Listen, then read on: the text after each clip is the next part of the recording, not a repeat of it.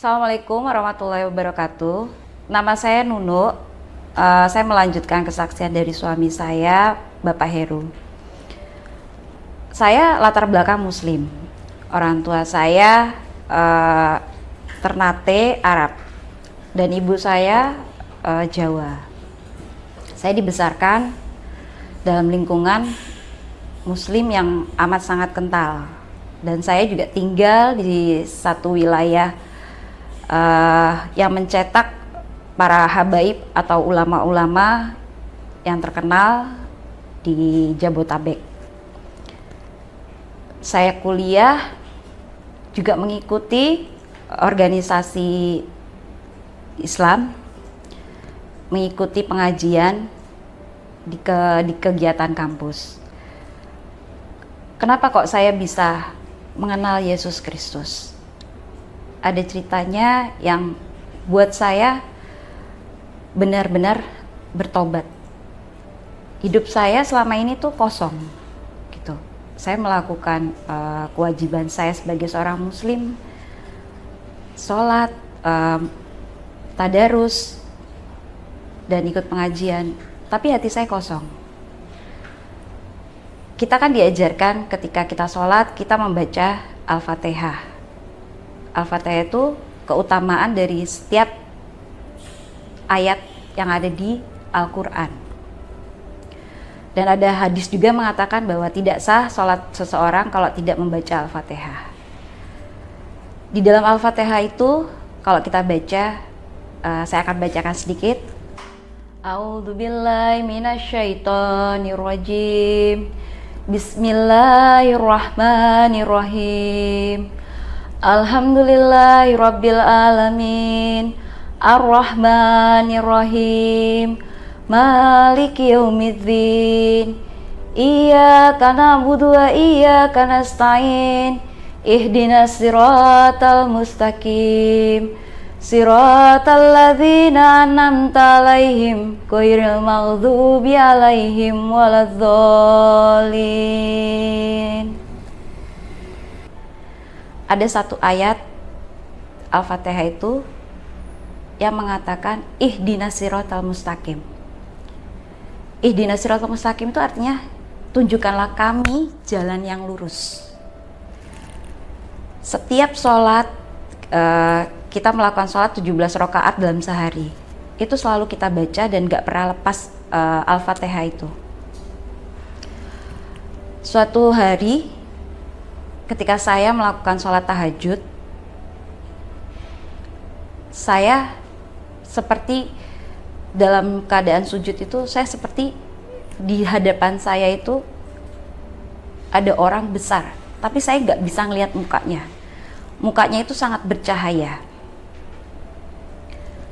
Dia pakai baju putih, seperti ada sorban atau apa yang warnanya merah gitu, dan rambutnya tuh panjang. Tapi kita ngelihat mukanya tuh tidak bisa, menatap wajahnya tuh tidak bisa karena saking bercahayanya gitu.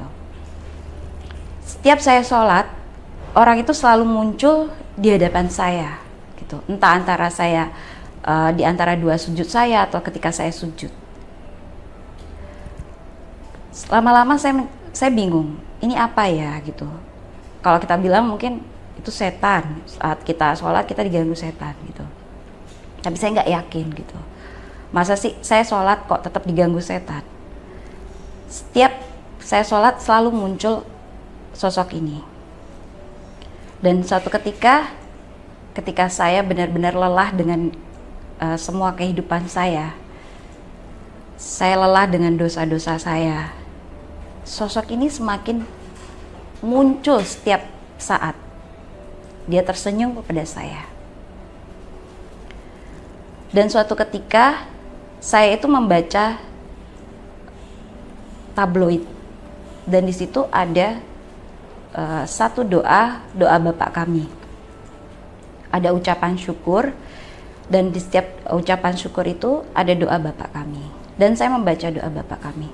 Entah kenapa ketika saya membaca doa Bapak kami itu, hati saya benar-benar hancur, hati saya benar-benar sedih, dan saya menangis tanpa sebab ketika saya membaca tabloid itu yang ada doa Bapa Kami.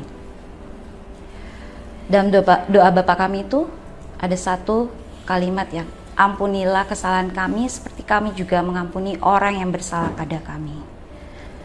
Dan janganlah bawa kami dalam pencobaan, tapi lepaskanlah kami daripada yang jahat. Saya merasa hidup saya itu kotor, saya merasa hidup saya itu penuh dengan dosa. Saya berhijab, tapi saya ngelihat kehidupan saya tuh penuh dengan, ya ibaratnya penuh dengan dosa, penuh dengan maksiat ya gitu. Entah saya suka bergibah, entah saya suka keluar masuk bioskop untuk nonton, atau saya nongkrong di kafe. Itu buat saya tuh seperti dosa yang memalukan gitu. Saya baca doa Bapa Kami tuh, saya nggak tahu nangis tanpa sebab gitu. Setelah itu saya menggunting penggalan doa Bapa Kami itu, dan saya tanyakan ke teman saya yang kebetulan dia beda agama dengan saya. Saya tanyakan, kamu tahu nggak ini apa? Ini doa Bapa Kami. Kalau kami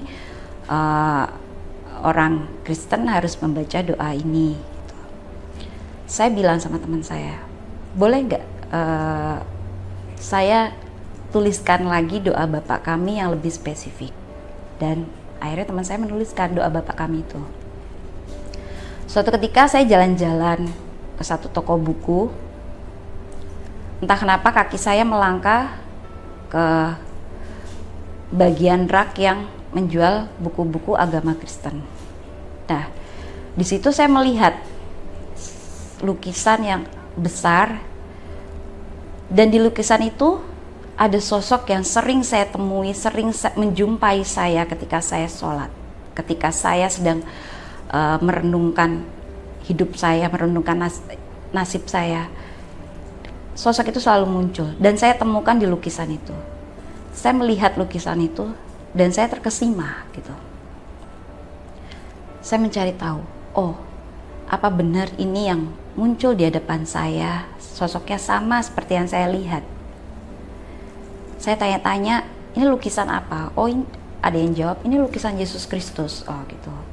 Saya perhatikan sungguh-sungguh gitu. Hati saya tuh kayak gimana ya? Hati saya di situ kayak saya menemukan kedamaian, kayak saya menemukan suatu hal yang benar-benar yang tadinya saya kosong tuh kayak terisi gitu. Saya tatap lukisan itu. Lama saya lihat gitu.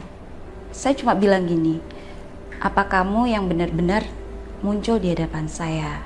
Apa kamu yang sering menjumpai saya gitu. Akhirnya saya pulang dari toko buku itu. Tidak lama saya mikir, saya ini orang Muslim, kok saya bisa berjumpa dengan sosok yang saya anggap itu tidak benar gitu. Sosok yang kalau kita kecil didoktrin bahwa kalau kamu nanti banyakkan dosa, kamu nanti dibakar di api neraka, dan orang yang membakar kamu yang jadi kayu untuk di neraka itu adalah orang Kristen gitu. Kok kenapa kamu muncul? Saya bertanya-tanya dalam hati saya seperti itu. Ah, gak mungkin dia. Angan-angan saya seperti itu. Kan buat saya kan lakum dinukum waliyadin. Agamamu, agamaku ya agamaku. Saya berpendapat bahwa agama saya yang dulu itu adalah agama yang luar biasa hebat gitu. Setelah itu saya mikir lama gitu. Tapi hati ini berkata, ayo coba kamu cari, coba kamu temui siapa dia gitu. Kamu coba cari tahu. Akhirnya saya cari tahu. Tapi ketika saya cari tahu tentang Yesus, orang tua saya tidak terima gitu. Orang tua saya menolak saya. Karena apa? Kamu dari kecil, kamu lahir di keluarga Muslim, kamu lahir di lingkungan orang-orang yang ibaratnya orang-orang yang taat, orang-orang yang selalu setiap hari ngaji, setiap hari dalam lingkungan orang-orang yang notabene ustadz, ustazah, habaib, kok kamu bisa mengenal Yesus gitu. Akhirnya terjadi pergumulan antara saya dengan orang tua. Sampai dibilang orang tua saya, mungkin kamu diguna-guna, mungkin kamu kena setan apa gitu. Akhirnya saya cari tahu sendiri, dan terjadilah pergumulan antara orang tua saya dan saya. Dan orang tua saya tidak terima. Orang tua sampai berkata bahwa kalau kamu tetap cari tahu tentang Kristen, mendingan kamu tidak usah tinggal di sini, mendingan kamu pergi. Akhirnya saya memutuskan, saya nggak tenang kalau saya nggak cari tahu tentang sosok ini. Saya nggak tenang kalau saya nggak cari tahu tentang kebenaran. Akhirnya saya pergi. Saya pergi itu juga seperti di dalam hati saya tuh, ayo kamu saya tuntun, ayo kamu ikut saya. Akhirnya saya pergi karena ada konflik juga dengan orang tua. Tibalah saya di suatu kota. Di kota itu saya nggak pernah tahu saya gimana, saya nggak punya saudara, saya nggak punya teman, nggak punya kerabat gitu. Dan akhirnya Tuhan kayak nunjukin jalan-jalannya saya gitu. Kamu harus kesini gitu. Saya ditunjukkan saat, saya ingat banget saat hujan gitu. Saya sendirian di luar, saya kelontang-kelantung. Tapi Tuhan nuntun saya gitu. Saya diturunkan di suatu kota. Dalam perjalanan saya itu, terus kayak ada yang berbisik sama saya gini, coba kamu ikutin orang itu. Akhirnya saya ikutin, ketika di angkot itu saya ikutin orang itu sampai dia naik angkot, terus turun, entah dia mau pulang ke rumahnya, saya ikutin. Saya cuma panggil dia gini, Mbak bisa tolong saya bilang gitu. Terus orang yang nolong saya ini juga rada-rada takut ya, karena mungkin dipikirnya saya, ini orang kenapa gitu, kok tengah malam saat hujan berhentikan saya gitu. Saya cuma bilang gini, Mbak bisa tolong saya? Iya. Mbak orang Kristen, saya bilang gitu. Dan orang ini menjawab, iya saya orang Kristen. Mbak bisa tolong saya untuk mengenal Yesus enggak? Kenapa kok kamu pengen mengenal Yesus? Saya cuma pengen tahu siapa dia. Kenapa kok setiap saya membaca, saya tunjukkan doa Bapak kami yang dulu saya minta buatkan sama teman saya, minta saya tuliskan itu. Saya tunjukkan doa Bapak kami itu. Terus, ya ini adalah ayat di Alkitab doa Bapak kami gitu. Bisa Mbak tuntun saya gitu. Terus akhirnya karena dia iba juga dengan saya, akhirnya saya diajak ke rumahnya dia. Di sana saya ditanya-tanya, terus saya didoakan gitu. Terus saya cerita bahwa ada pergumulan di hati saya yang buat saya nggak tenang gitu. Hidup saya nggak tenang selama ini. Hidup saya tuh kayak kosong gitu. Saya cerita semuanya. Dan akhirnya orang ini membawa saya, gini aja deh, kamu tak tunjukkan orang yang bisa mengajari kamu. Akhirnya saya diajari, ditunjukkan ke orang yang bisa mengajari saya tentang kebenaran Yesus Kristus. Singkat cerita, saya tinggal di satu kota ini. Saya belajar sendiri tentang Alkitab. Saya dulu sering banget baca Mazmur. Karena saya nggak tahu ya cara berdoa orang Kristen seperti apa. Kalau mungkin dulu di agama saya berdoa ya kita ada doa hafalan ya gitu. Dan ketika saya mengenal Yesus ini, saya belajar berdoa sendiri dari kitab Mazmur ini. Dari kitab Mazmur ini banyak doa-doa yang ibaratnya seperti seorang anak berbicara dengan bapaknya gitu. Terus saya tertarik. Terus saya cuma bilang gini dalam hati saya gini, saya mau dong berdoa seperti orang Kristen yang berdoa seperti anak berbicara dengan bapaknya gitu. Saya cuma ngomong dalam hati saya seperti itu. Dan entah kenapa kayak ada suara gini, ayo kamu bisa berdoa gitu. Kamu bisa berbicara dengan bapakmu. Saya mencoba berbicara gitu. Saya mencoba berdoa. Saya gak tahu pertama mulai dari mana, tapi saya cuma bilang, saya bersyukur kalau Allah menunjukkan saya jalan yang benar gitu. Akhirnya saya berdoa, ya seperti saya berdoa dengan saya berbicara dengan Bapak, dengan seorang kekasih gitulah gitu. Di situ tuh hati saya damai sekali gitu. Dan akhirnya singkat cerita saya dibimbing, saya diajarkan tentang pengenalan Yesus, pengenalan Alkitab. Singkat cerita saya dibaptis lah gitu. Itu bukan karena paksaan ya, tapi karena keinginan saya sendiri. Ada kedamaian, ada sukacita ketika saya membaca Alkitab. Ada sukacita ketika saya berdoa kepada Tuhan. Dan singkat cerita saya dibaptis dan saya dikirim untuk sekolah misi pelayanan di Surabaya. Ketika saya dikirim ke Surabaya itu, kita kan harus misi ya, keluar dari Jawa. Saya dikirim ke Pulau Sulawesi saat itu. Ketika saya ada malam pengutusan itu, saya terima telepon dari keluarga saya bahwa bilang, kamu pulang, orang tua kamu masuk ICU, orang tua kamu sakit keras gitu. Di hati saya tuh kayak saya memberontak. Keinginan saya tuh saya pengen pulang lihat orang tua saya. Tapi lagi-lagi Tuhan berbicara sama saya begini, bukan kamu yang memilih aku, tapi aku yang memilih kamu gitu. Pergi, Tuhan bilang pergi gitu. Ya secara manusia kok ayat ini seperti kejam sekali ya buat saya gitu. Saya suruh pergi tapi tahu orang tua saya sakit gitu. Terus Tuhan, saya cuma bilang gini, saya nggak tahu Tuhan saya harus gimana gitu. Tuhan bilang pergi gitu. Ada bagian orang sakit sendiri, orang yang sehat harus pergi gitu. Seperti di dalam hati itu berbicara seperti itu. Terus saya nggak tenang gitu. Akhirnya saya nggak tahu Tuhan, saya pasrah sama Tuhan, saya bilang gitu.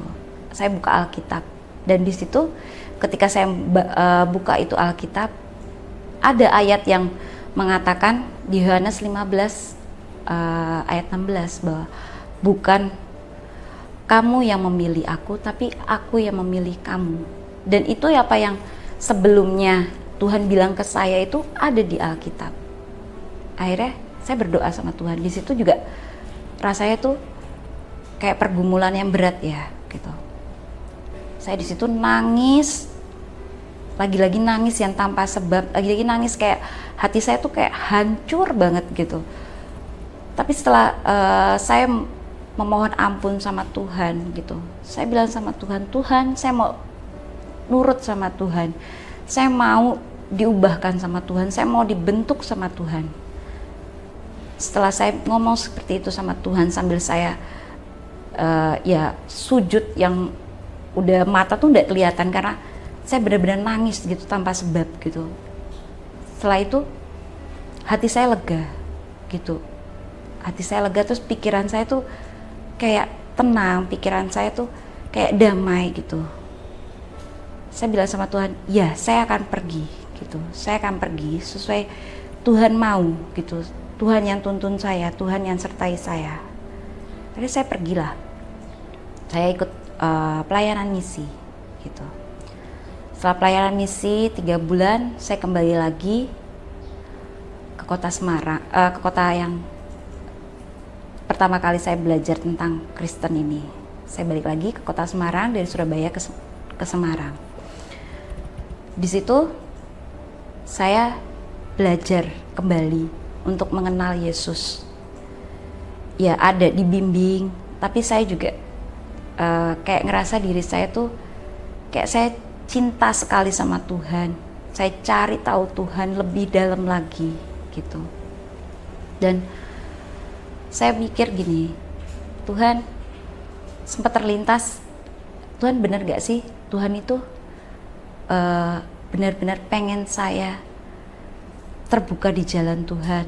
Benar-benar pengen saya itu ada di jalan Tuhan. Saya mikir karena saya mungkin orang berdosa, Tuhan tangkep, Tuhan selamatkan saya. Saya sempat mikir seperti itu. Saya bilang sama Tuhan, kalau memang ini jalan saya, untuk saya mengenal Yesus, saya terima. Dan saya mengucap syukur kalau Tuhan menyelamatkan saya dari segala dosa. Saya ingat kembali bahwa setiap saya sholat dulu, kenapa kok saya bisa ketemu dengan Yesus? Mungkin karena saya sering membaca Al-Fatihah itu, di mana ihdinas siratal mustaqim, tunjukkan saya jalan yang lurus, itu tergenapi di Alkitab di Yohanes 14 ayat 6 bahwa akulah jalan kebenaran dan hidup, tidak ada seorang pun yang datang kepada Bapa kalau tidak melalui aku. Tuhan mengatakan bahwa akulah jalan kebenaran dan hidup. Tidak ada seorang pun yang datang kepadaku tanpa melalui Bapakku. Dan saya mengucap syukur bahwa Tuhan menangkap saya. Tuhan menyelamatkan saya dari dosa. Bukan suatu hal yang mustahil bahwa kalau saya diselamatkan Tuhan, kalau saya diselamatkan Yesus dari segala kesalahan saya di masa lampau, Tuhan juga bisa menangkap orang-orang yang di luar sana yang hidupnya kosong, hidupnya penuh dosa. Walaupun mungkin Anda melakukan rutinitas ibadah kalian, tapi ada kekosongan jiwa, ada kekosongan hati. Saya percaya, insya Allah Tuhan Yesus akan tangkap, Tuhan Yesus akan selamatkan, karena Dia adalah jalan kebenaran dan hidup. Demikian kesaksian saya, kiranya menjadi bermanfaat bagi saudara-saudara dan menjadi kekuatan bagi saudara-saudara yang untuk mengenal Isa Al-Masih lebih dalam lagi. Ini suami saya, Mas Heru, yang bersaksi beberapa waktu lalu. Sekarang kami berdua melayani anak-anak yang terlahir tanpa orang tua, dan kami menjadi orang tua bagi mereka. Saya merasa bersyukur, hidup saya jauh lebih bermanfaat. Amin. Dan berguna bagi sesama kami. Amin. Inilah karya Tuhan di dalam kehidupan kami. Sebelum saya mengenal Isa Al-Masih dan sesudah saya mengenal Isa Al-Masih, kami mengundang saudara-saudari, Bapak Ibu Muslim yang merasa hampa dan sering bertanya, apakah memiliki jaminan keselamatan? Nah, saat ini juga kami mau berdoa untuk saudara-saudari untuk menerima Isa Al-Masih sebagai juru selamat. Amin. Sebentar, suami saya akan mengajak kita dalam doa. Mari Bapak Ibu saudara-saudari yang dikasihi Tuhan, mari kita satukan hati untuk kami berdoa. Mari kita berdoa. Terima kasih Bapa, kami bersyukur buat hari ini. Biar kiranya Engkau terus berkarya dalam kehidupan kami. Dan kami terus berdoa untuk saudara-saudara kami yang belum mengenal Engkau sebagai Tuhan dan Juru Selamat atau Isa Al-Masih. Kami percaya Engkau buka hati mereka, Engkau singkapkan pikiran mereka, biar kiranya mereka mengerti akan siapa Yesus atau Isa Al-Masih Juru Selamat itu, dan mereka biar menerima Engkau sebagai Tuhan dan Juru Selamat. Kami percaya tidak ada yang mustahil bagi Tuhan, tidak ada yang tidak mungkin. Kami terus berdoa untuk saudara-saudara yang belum percaya atau belum mengenal Isa Al-Masih sebagai Tuhan dan Juru Selamat. Tolong Tuhan, beri mereka pengertian, wahyu turun atas mereka, dan Engkau singkapkan semuanya. Biar hati mereka menemukan damai sejahtera, sukacita di dalam Yesus Kristus atau Isa Al-Masih. Terima kasih, kami serahkan semuanya ke dalam tangan kasih-Mu, biar kiranya Tuhan terus berkarya melalui siapapun juga. Hanya di dalam nama Yesus ini doa kami, di dalam nama Yesus. Haleluya. Amin. Tuhan Yesus memberkati.